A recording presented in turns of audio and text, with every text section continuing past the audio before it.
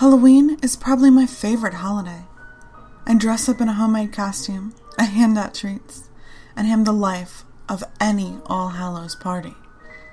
Although I eagerly participate, I refuse to decorate for Halloween. It's my mom's fault. See, when I was about 15 years old, my mother worked at a local hotel. She was a restaurant manager there.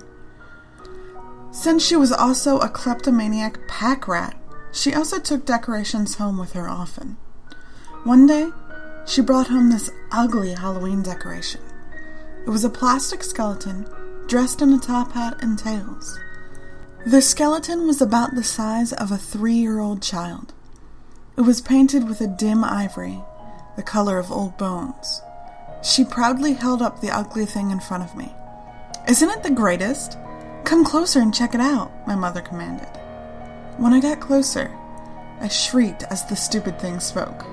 Well, to be more accurate, it screamed at me, with glowing redness in its empty sockets. "Boo! Hee hee hee hee! Happy Halloween!" Turned out, the skeleton had a battery pack in it that powered 2 red LEDs and a speaker hidden in its skull. Real funny, Mom. Scare your kid out of 10 years of her life. I asked her to take the batteries out of the pack. She did so, still snickering at me, placing the skeleton in a display alcove directly across from the door. Sometimes, in the next few weeks, she would randomly put the batteries in again to give me a scare when I got home from school. "Mom, take the batteries out again!" "I didn't put the batteries back in, honey."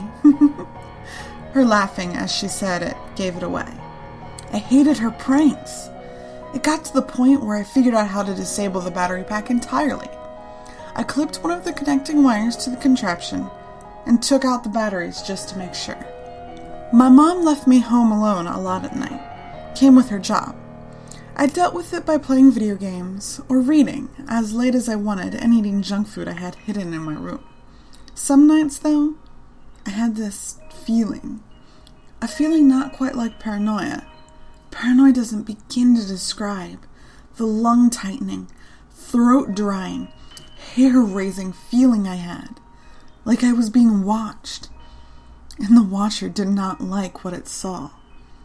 Like if I turned around at the wrong moment, I would be pounced upon by some crazed being hell-bent on slashing me to ribbons.